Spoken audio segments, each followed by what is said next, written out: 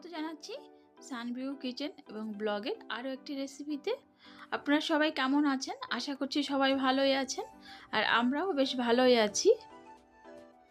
তো আজকে হচ্ছে মঙ্গলবার, তো সকালবেলাই, আর এখন বাজে হলো সকাল 6টা। তো আগের দিন রাত করেই কিন্তু আলুটা আমি সেদ্ধ করে রেখেছিলাম। সকালবেলা উঠেই কিন্তু খোসাটা ছাড়িয়ে নিচ্ছি। আজকে মেয়ের টিফিনে বানাবো হলো আলুর পরোটা। তো এর জন্য কিন্তু আলুটাকে সেদ্ধ করে রেখেছিলাম, আর তার মধ্যে কিন্তু নোংরা আবর্জনা নেওয়ার যে গাড়িটা সেটা চলে আসলো। তো সকাল সকাল সেটাও দিয়ে আসলাম। আর সকালবেলা এই যে একটা পায়রা কত সুন্দরভাবে বসে আছে, সেটাই তোমাদের সঙ্গে শেয়ার করলাম। আর এই হচ্ছে সকালের দৃশ্য।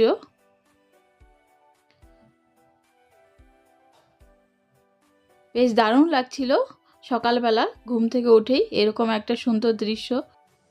তারপর কিন্তু একটা ম্যাশারের সাহায্যে আলুগুলোকে ভালো করে ম্যাশ করে নিলাম।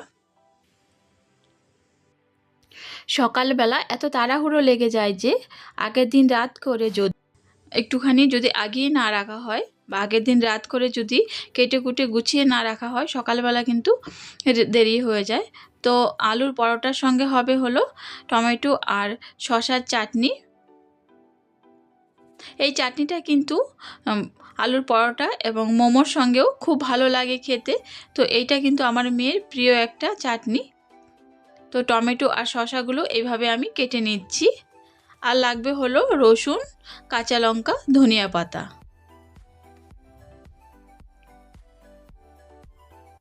সকালবেলা উঠে কার এরকম কাজের তাড়া থাকে অবশ্যই কমেন্ট করে জানাবে।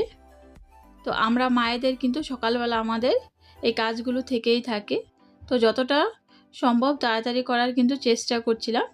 এই যে চাটনির জন্য যেই সব উপকরণগুলো দরকার সমস্ত কিছুই কিন্তু এখানে আমি গুছিয়ে নিয়েছি। এবার একটা কড়াই বসিয়ে কড়াইতে তেল দিয়ে এবার দিয়ে দিলাম একটু বেশি পরিমাণ করে জিরে ফোড়ন, দিয়ে দিলাম 2টো শুকনো লঙ্কা, তারপর দিয়ে দিলাম টমেটোগুলো একটু সামান্য একটু নেড়ে নিয়ে এবার এর মধ্যে দিয়ে দিলাম শসা আর কাঁচা লঙ্কা, দিয়ে দিচ্ছি 4-5 কোয়া রসুন আর ধনে পাতা। এইভাবে কিন্তু এই চাটনির যে উপকরণগুলোকে বানিয়ে নিতে হবে। তারপর ভালো মতো করে ঠান্ডা করে মিক্সার গ্রাইন্ডারে ভালো মতো করে পিষে নিলেই কিন্তু রেডি হয়ে যাবে এই টমেটো শসার চাটনিটা। খেতে কিন্তু খুবই ভালো লাগে। তারপর কিন্তু এইখানে আমি আলুর যে স্টাফিংটা বানাবো বা আলুর মশলাটা বানাবো তার জন্য কিন্তু এখানে পেঁয়াজ কুচো করে নিয়েছি।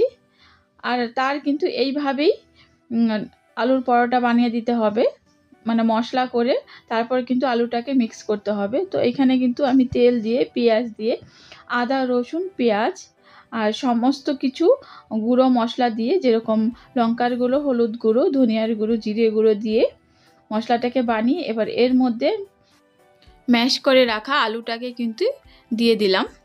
তো এরপর আলুর মশলাটাকে ভালো মতো করে ঠান্ডা করে নিতে হবে। একটা প্লেটের মতো এইভাবে আমি ছড়িয়ে দিয়েছি যাতে তাড়াতাড়ি ঠান্ডা হয়ে যায়। তো আর এইখানে কিন্তু আমি আটাটাকে আগেই ছেনে নিয়েছি। এরপর আলুর যে মশলাটা সেটাকে এইভাবে রাউন্ড করে নিয়ে আটার ডোয়ের ভেতরে ভরে দিতে হবে। তো তারপর চারিদিক থেকে এইভাবে চেপে এনে এর মুখটাকে ভালো মতো করে বন্ধ করে দিতে হবে। তারপর হাতের সাহায্যে একটু চেপে এটাকে রাউন্ড করে নিতে হবে। এর উপরে আটা ছড়িয়ে বেশ ভালো মতো করে একটু হালকা হাতে বেলে নিলেই কিন্তু আলুর পরোটা রেডি হয়ে গেল। আর আমি কিন্তু যত তাড়াতাড়ি করা সম্ভব যাচ্ছে ঠিক তত তাড়াতাড়ি করার চেষ্টা করছি, কারণ সকালবেলা টাইম কিন্তু খুব কম থাকে হাতে। তো এই যে প্রথমে কিন্তু শুকনো তাওয়ায় আলুর পরোটাটাকে প্রথমে ভেজে নিতে হবে। তারপর কিন্তু এর উপরে দিয়ে বাটার হোক ঘি বা তেল যে যেটা পছন্দ করো সেটাই কিন্তু এর উপর দিয়ে ছড়িয়ে দিতে হবে। তো এই যে আমি এখানে কিন্তু সাদা তেল দিয়ে বা রিফাইন তেল দিয়েই ভেজে নিচ্ছিলাম আলুর পরোটাটা। তো এই যে আমার একটা পরোটা প্রায় কমপ্লিট হয়ে গেল ভাজা। মোটামুটি 2টো পরোটা আমি ভেজেই কিন্তু এটাকে ছুরির সাহায্যে কেটে টিফিন বক্সে ভরে দিয়েছিলাম। এইভাবে আলু পরোটা যদি কেটে দেয় তাহলে কিন্তু খেতে বাচ্চাদের বেশ ভালোই হয়। টানা হেঁচড়া বা ছেঁড়াছেড়ি করতে হয় না। তো এই যে কাটা হয়ে গেছে, এবার কিন্তু টিফিন বক্সে আমি ভরে দিচ্ছি।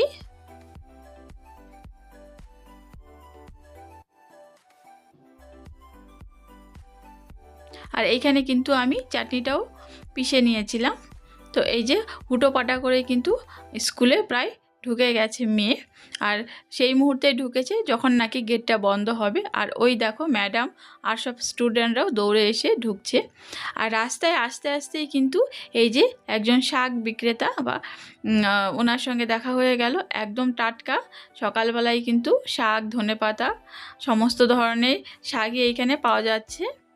পালং শাক, সজনে ডাঁটা শাক, আর এই যে এই শাকটা হচ্ছে এখানকার টোটাপুরি শাক বলে। বেশ ভালোই লাগে কিন্তু এই শাকটা খেতে। এই শাকটাই কিন্তু আজকে আমি নিয়েছিলাম। তো ঘরে এসে শাকটাকে বেশ ভালো মতো করে ধুয়ে কেটে পরিষ্কার করে নিয়েছি। এবার একটি কড়াইতে অল্প একটু তেল দিয়ে শাকটাকে প্রথমে ঢেলে দিলাম। তার উপরে দিয়ে দিলাম একটু লবণ, একটু নরম করে নেব শাকটাকে। তারপর কিন্তু এর উপরে দিয়ে দেব আমি পেঁয়াজ কুচি, আর দিয়ে দেব লঙ্কায় চেরাই করে, দিয়ে দিচ্ছি 2-4 কোয়া রসুন। এইভাবে শাক রান্না করলে কিন্তু খেতে বেশ দারুণই লাগে। তারপর কিন্তু আমি শাকের জন্য এখানে কেটে নিলাম একটু ধনিয়া পাতা।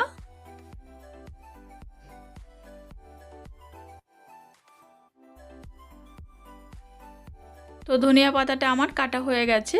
এরপর কিন্তু এবার শাকটাকে তেল দিয়ে আর হচ্ছে গিয়ে রসুন থেতো করে নিয়েছি, সেটাই কিন্তু এবার দেব। তো মাঝখানে শাকটাকে ভাগ করে নিয়েছি। এবার দিয়ে দিলাম তেল, দিয়ে দিলাম একটু শুকনো লঙ্কা, আর দিয়ে দেবো আমি থেতো করে রাখা রসুনটা। এইভাবেই কিন্তু আমার মা আর শাশুড়ি মাকেও দেখেছি শাক রান্না করতে। এতে কিন্তু শাকের টেস্টটা বেশ ভালো হয়। আর যে রসুনের যে গন্ধটা থাকে তারও কিন্তু সুন্দর একটা গন্ধ থেকে যায় শাকের মধ্যে। তো এই জন্য কিন্তু প্রথমে আমি রসুনটা দেইনি, পরে দিয়েছি। তো বেশ ভালো মতো করে নেড়ে চেড়ে মিশিয়ে এবার দিয়ে দিলাম একটু ধনিয়া পাতা। বেশ রান্না হয়ে গেল আমার আজকের শাকটা। খেতে কিন্তু দারুণ হয়েছিল। আর রান্না করব হলো ডিমের ঝোল, তবে প্রতিদিনের মতো ডিম সেদ্ধ করে নয়। আজকে ডিমের ঝোলটা আমি ডিম অমলেট করে তারপরেই কিন্তু ঝোলে দেব। তো তার জন্যই কিন্তু আমি এইখানে 4টে ডিমকে ফাটিয়ে নিচ্ছি। কে কে এইভাবে ডিম ভেজে ঝোলে দিলে পছন্দ করো অবশ্যই কমেন্ট করে জানাবে। তো এর মধ্যে দিয়ে দিচ্ছি একটু পেঁয়াজ কুচি। এইভাবে পেঁয়াজ কুচি দিলে কিন্তু আমার ডিমের ঝোল খেতে বেশ ভালোই লাগে। তারপর ভালো করে একটু ফেটিয়ে নিলাম।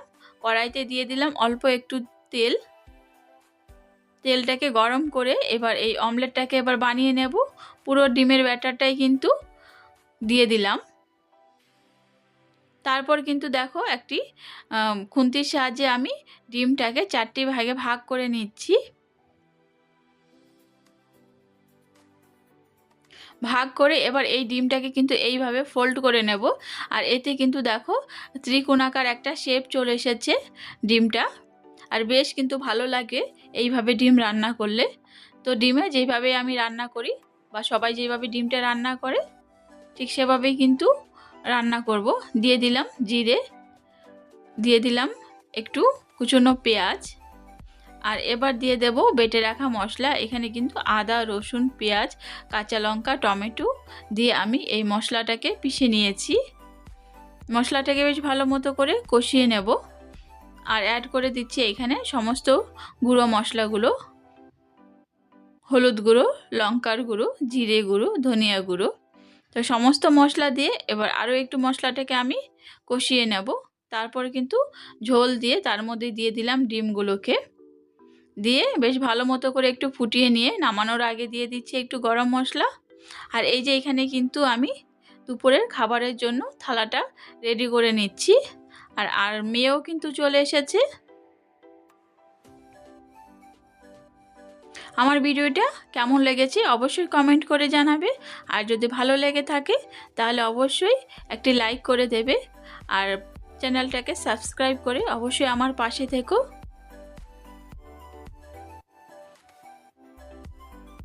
এই যে খাবারের থালা কিন্তু রেডি, আর মেয়েও কিন্তু খেতে বসে গেছে স্কুল থেকে এসে।